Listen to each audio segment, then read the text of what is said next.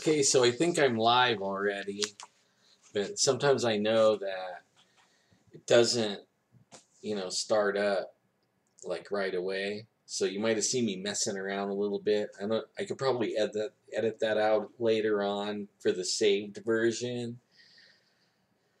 But I want to welcome everyone to another bedtime story, and tonight it's going to be about Bigfoots again. I have a lot of Bigfoot stories.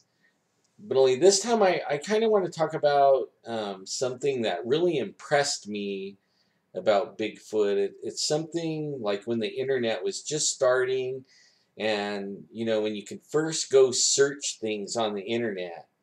And it's one of the first things I ever found about Bigfoot. And I'm not going to be able to look at the chat. I don't have the monitor set up. I had to go to the doctor today. In fact, I got a shot in each cheek. Ow. Yeah, man, I could barely sit here. But it's going to help. Like, one was for pain that lasts for 3 or 4 days, and then another one was for pain again. But only it's more like it's testosterone. And testosterone, when you're low on testosterone, you have a tendency to be in more pain, can't sleep, have sweats, and be more depressed. And I'm not depressed or anything, but I'm in more pain. And the testosterone, if any of you guys are in pain, you might ask your doctor about testosterone, because if you can get one shot a month for several months, it has a long lasting effect on the pain, and also it'll give you more energy and all that kind of stuff. But went to the doctor. I'm fine. I'm not dead. Okay. I read some of the comments. Whoops, didn't mean to kick the monitor. I'm not dead. I'm alive. I'm alive. Yes. All right. So let's get to our bedtime story. I know it's really running late for everyone. I'm really sorry about that. I'll try to get on a regular schedule, but as you know, I'm trying to put this channel together, and the whole reason I even started the bedtime story was to let everybody know I'm not dead, and the channel's not dead.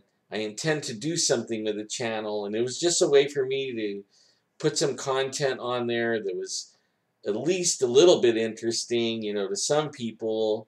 And, mostly it was just to let people know that my channel is not dead. I intend on putting content on there. And then, I didn't have the equipment, and everybody, you guys are blowing me away. I love you guys. I mean, seriously, you guys are restoring my faith in humanity. Okay, seriously, I don't even have words. Mostly tears of joy, or unbelievable how generous everyone is. I mean, I'm getting help, and I don't mean just financially. I mean, some people have come forward saying they can do music for me for, the opening and closing if I want.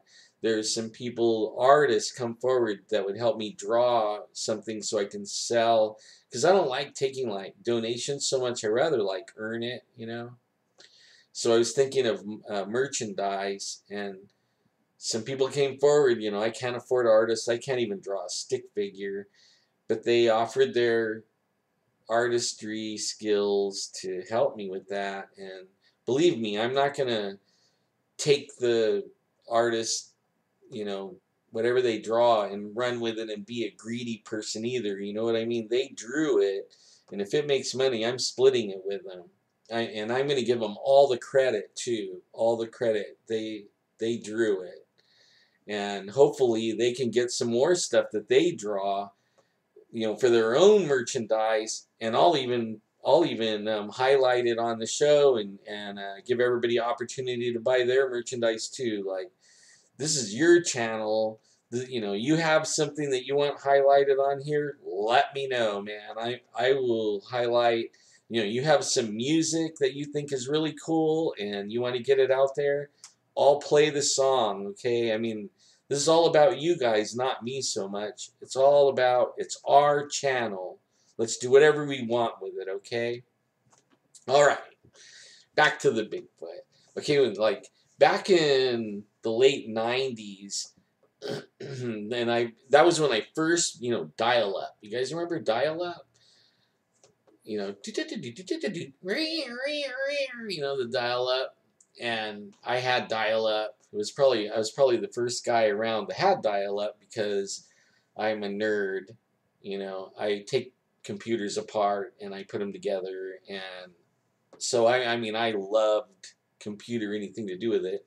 So I bought a modem, and I can't even remember the name of it. I mean, it was like, I don't even think it had a full 1 gig hard drive, but that was way back then. But I got on the internet, and my interests were computers, marketing, Bigfoot. And that's actually probably in the order. And there wasn't a whole lot on the internet of anything, And actually, I found Heidi way back when. Heidi was like a trailblazer on the internet. She had paranormal stuff.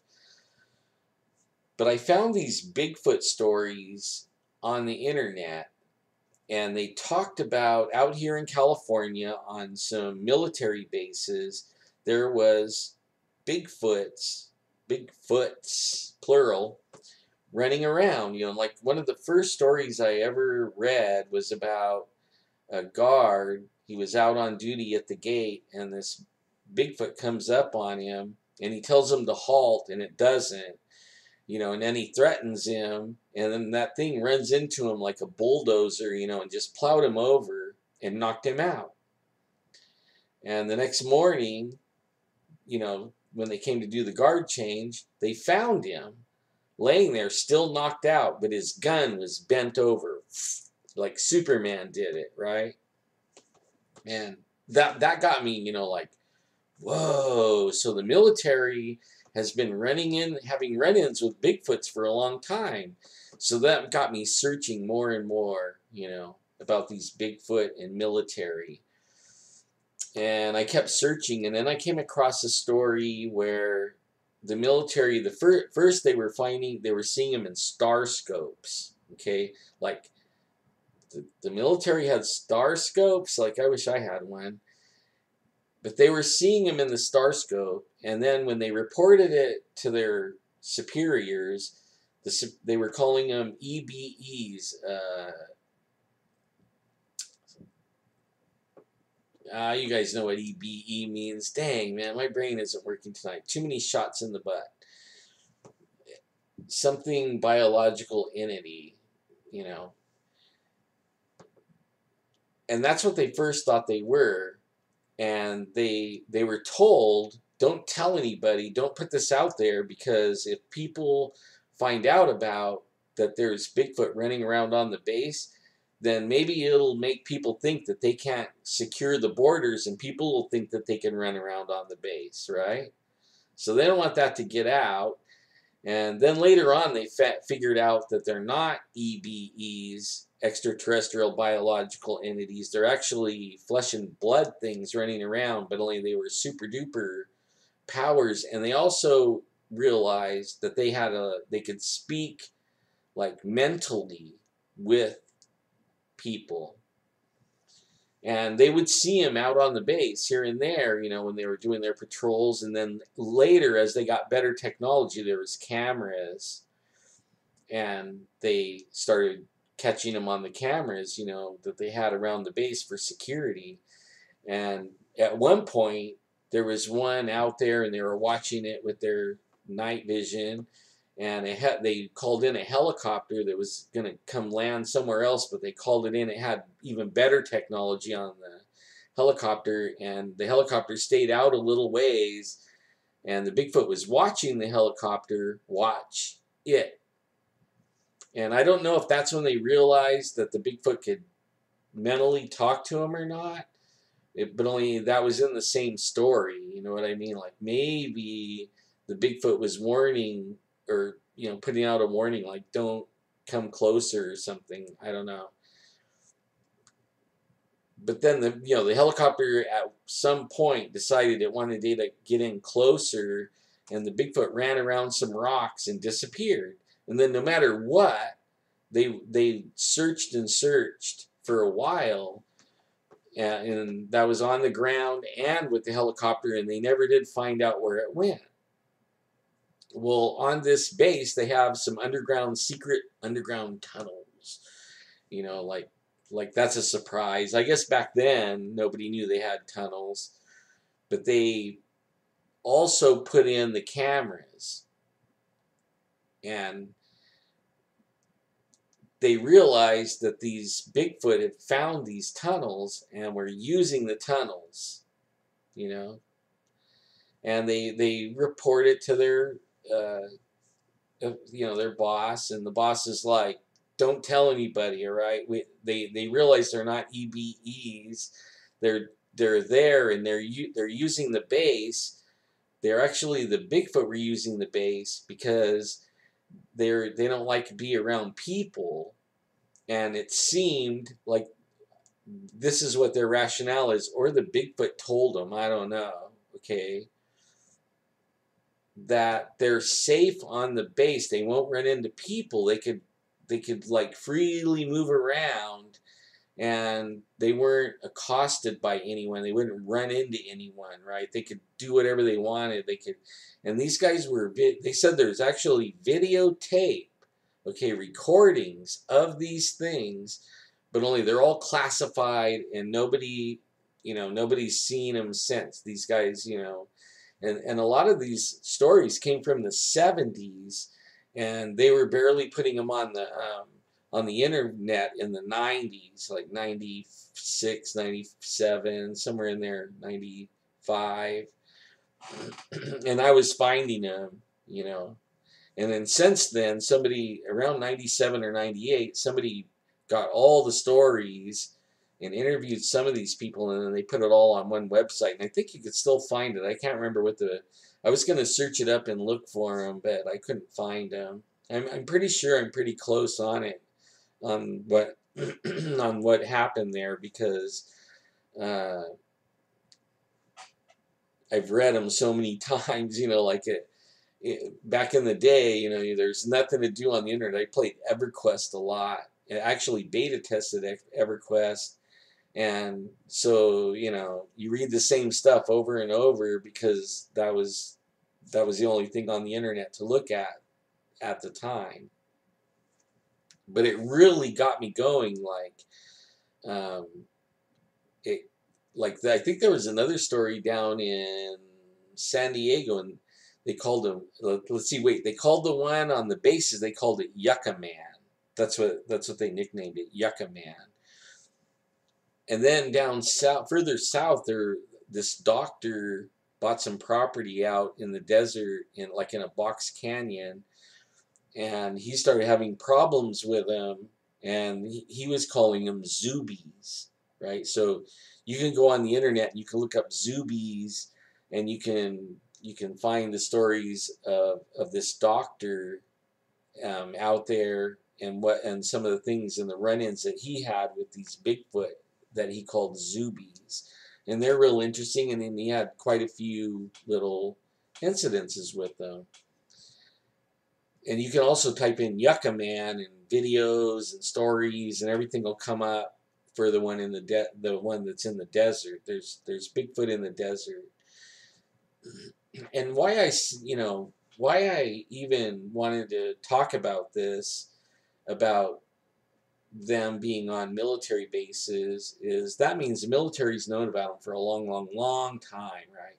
I also know of a valley that's not far, well, it's far from here, but it's in my area in the mountains, where they have mountains that are named after scientists that were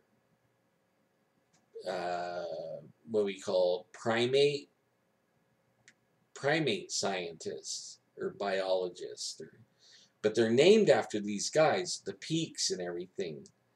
So it's like why would these mountains be named after that, right? And then it came out later they named the valley a certain name. I'm not going to say it because I think it's like not cool to say. I might get myself in trouble. But I learned that in this valley they had film cameras, right? Okay, this is how long ago, right?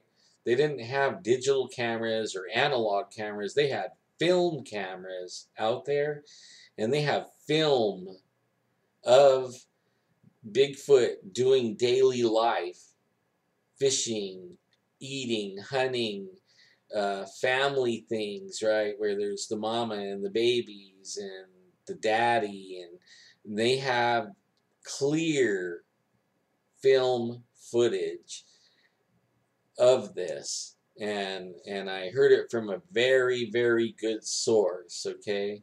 In fact, so good of a source that we were going to do a little bit of research that way. And I couldn't go on that.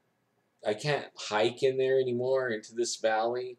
And it's a valley that it's like closed off to civilization. Only like a couple of months out of the year can you even get in there because the glaciers and the ice and everything, like right about right now, there's this little window of opportunity that you could get in there because there's less ice. But it's a little window because the storms are going to be coming in here pretty soon and you won't be able to get in there again. But they're still staying in there year round, right? Whether it be freezing cold or whatever time of year they live in there. And we were going to go up there and do some research, only I was going to kind of be in like the uh, communication area. Like we were going to set up repeaters and have, you know, uh, communication set up, but because it's so far away, you can't use cell phones and things like that. We're going to set up our own communication center, and they're going to have drones and stuff like that where they could do things in there. And it never came to pass, but hopefully one day we will be able to go into this area and check this out because it's almost a guarantee that we will find evidence and stuff that we could bring back and show everyone. But it's those military ones that what really piques my interest and made me think that like when people think of in California, anyways, when we think of Bigfooting, you think you got to go way far in the mountains somewhere. Like I was just talking about this valley. And here tonight, uh, there was a news thing done on Bigfoot in the Central Valley, and there's a few reports that I read. Oh man, way back again, when the internet was still young and new, about the San Joaquin River and Bigfoot and swimming. The Bigfoot would swim the San Joaquin River, and we're talking about like way over on the west side of the San Joaquin River, and they call it, I think it's the Mendota Slough, and it's a nature preserve. When I was a kid, we would go out there jackrabbit hunting. We would ride on the hood of back then, we're riding on like old 40s panel trucks and stuff like that. They had the blinker and the headlight like right on the fender. And we would ride on the fender with our feet on the bumper with a 22, and we would shoot rabbits and to eat. Okay. And then one day, the rabbits came back as being diseased, so we never hunted out there again because they came out with these little worm things in them, like little weird worms, and you couldn't eat them. And I don't know if they did that like to stop the hunting of them. I don't know. I have no idea. But some stories came out of there. Like one of the stories that I recall the best was like we used to fish out there too, like all night catfishing and bass fishing, striper fishing. We would go all night catfishing, and I think I caught one of the biggest catfish I ever caught out there in the middle of the night, like 2, 3 in the morning. But everyone, would like to go when they went out night fishing. That's where they went, out there to this game preserve called, um, I said the name and now I can't even remember it. Jeez, terrible guy with memory. The Mendota Slough. There you go. So they're out there fishing all night, and it's a moonlit night where they can see. And all of a sudden, a boulder comes flying over and splashes them. And they're like, what? And they started looking around, and off in the distance, they could see this guy standing like almost waist deep in the water. And he reaches down and picks up a boulder and throws it at him again, And they're like, hey, knock that off, cussing him and stuff like that. But the guy never, ever said anything, and they didn't think that was cool, but they were like cussing the guy and telling him to knock it off. And he got out of the water and went off into the bushes, but still some more rocks were flying at him. And it made him pretty mad, about this guy. After a little while, it stopped.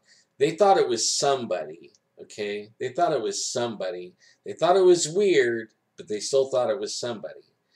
And the next morning, they had a little, 10-foot aluminum boat and that they would use in the daytime and just, paddle around and fish off the boat and stuff.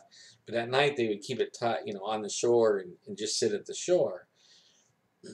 Well, that day, they decided they're going to go check out where this guy was.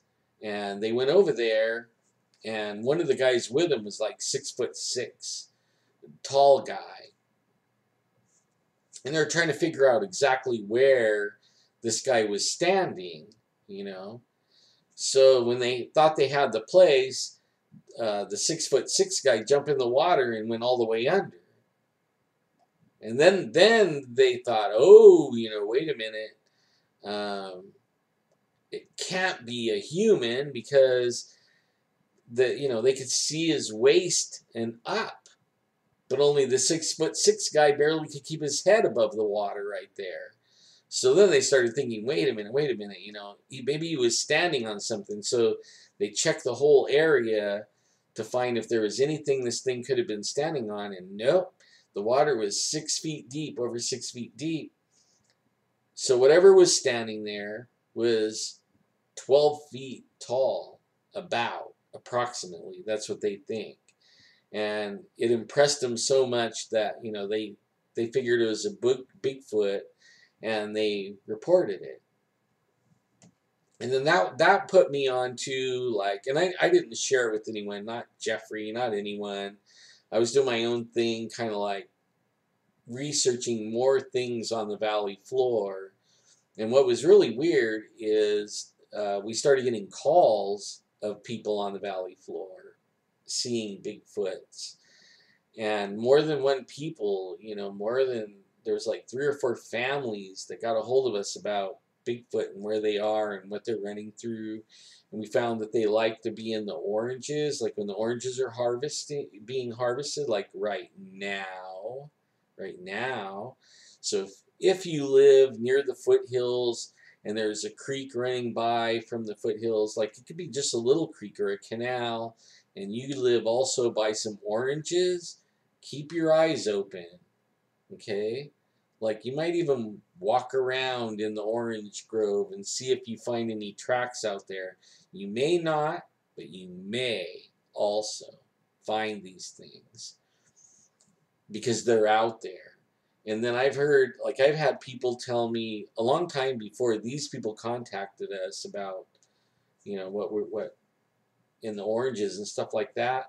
I don't know how many stories I've taken from people in Parlier, Dinuba, all out there along the foothills, those little towns, all the way to Porterville, Springville, in the oranges, is always in the oranges, Sanger,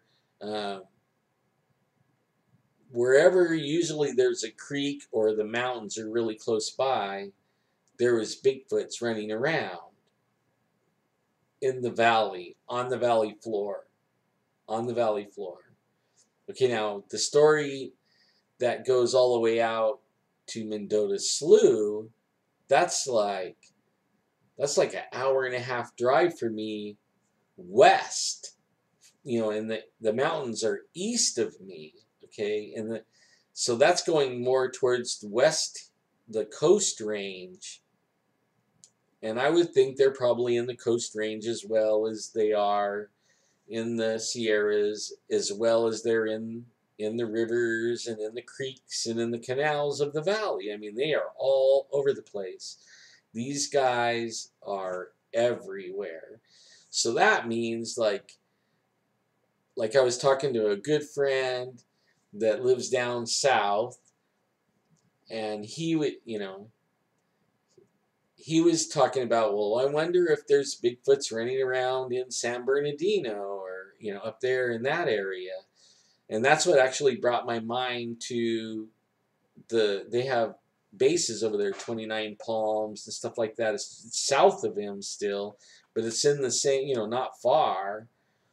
I mean, it's still, I think, San Bernardino County, I think. I'm not real familiar, but I know it's not real far. There's Bigfoots all around there, and I think the city's probably growing a lot, and it's taking away the places where they roam.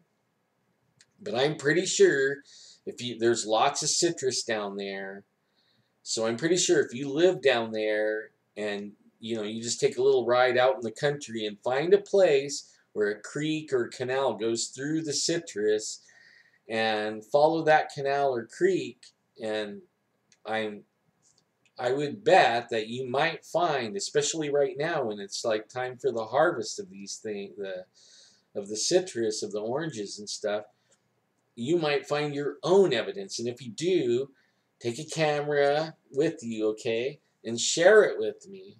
Share what you find, because that is interesting to me. That here we are, we're all living together, you know what I mean? They're not way off in the mountains somewhere where you won't see them unless you go camping.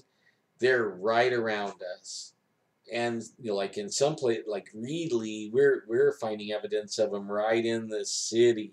Like the river runs through the city, and we watched one run right down through the city. Jeff had his FLIR out, and wham, there it goes, running down through there. We were actually clacking rocks, and it was returning the rock clacks to us. That's how we knew that it was what it was. And when we were clacking the rocks together, it wanted to see, like, it knows that's a form of communication for them. So it got curious, who's doing that? Like, is there another Bigfoot over here I'm not aware of, So, and we heard the bushes rustling like it was starting to move, and it stepped out. We couldn't see it like with our eyes, but it saw us, and Jeffrey happened to catch it on the FLIR, and it took off running down the river bottom and got into some of that brush down in there, and it disappeared.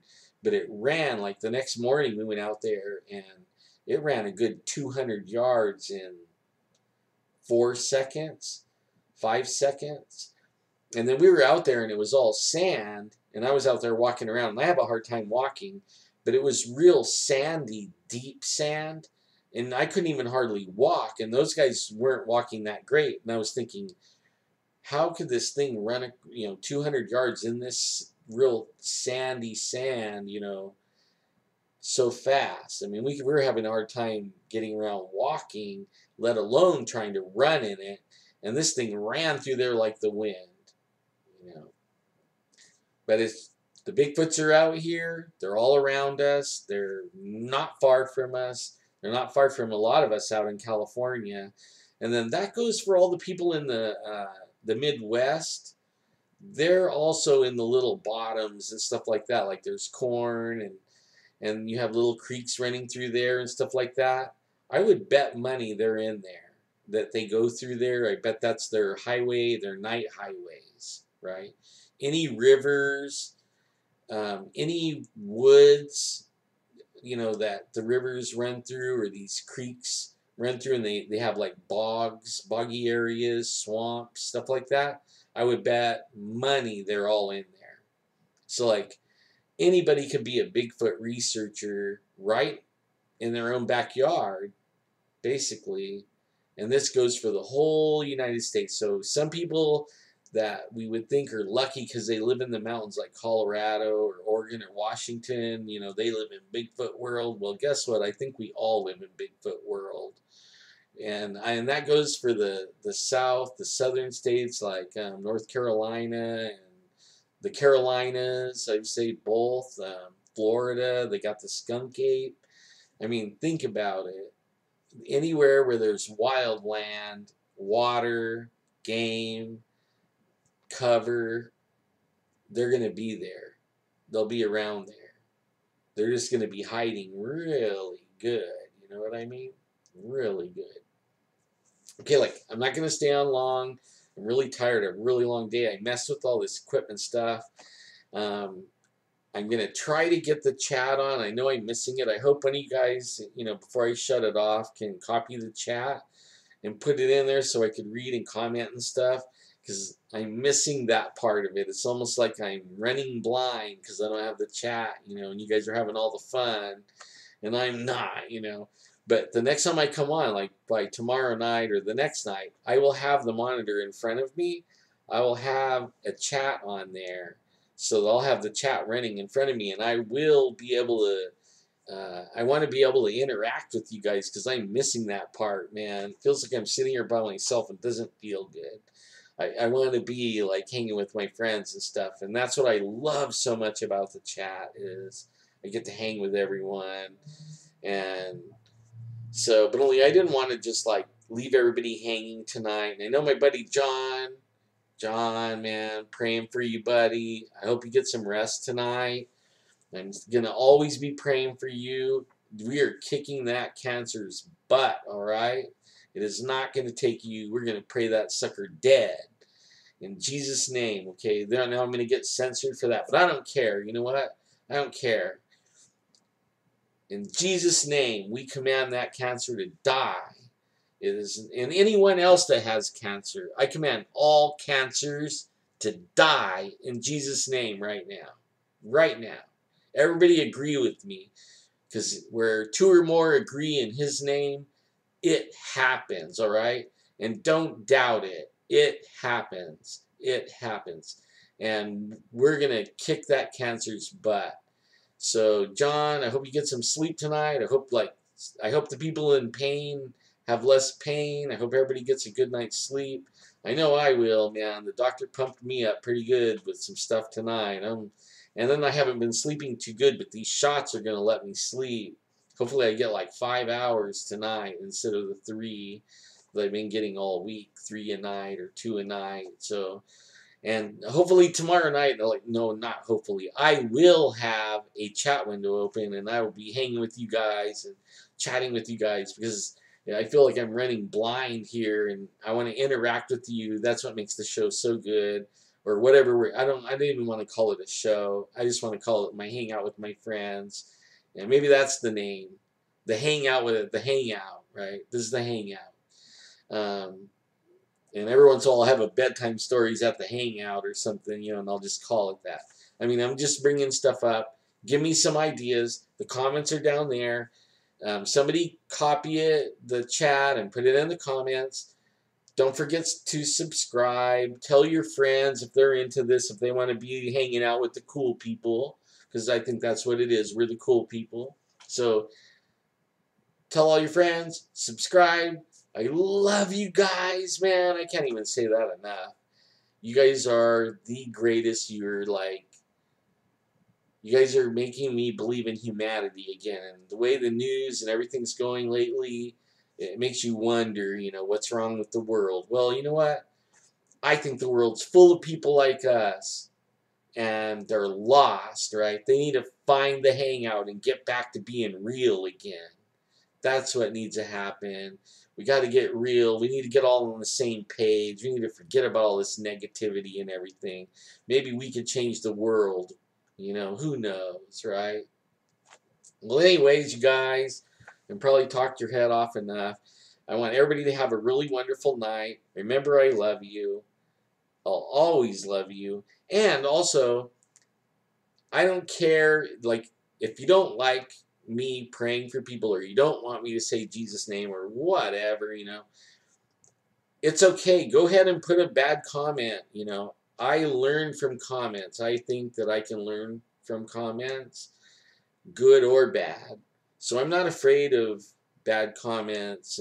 If that's on your heart, and you want to say something, because I can learn from it and I can improve what we're doing, our channel. I can improve it. Maybe we all can like agree to disagree or whatever, and we'll help each other along to build our channel, the Hangout channel. Okay? And love you, and I'm going to call it a night right there. Um, Good night.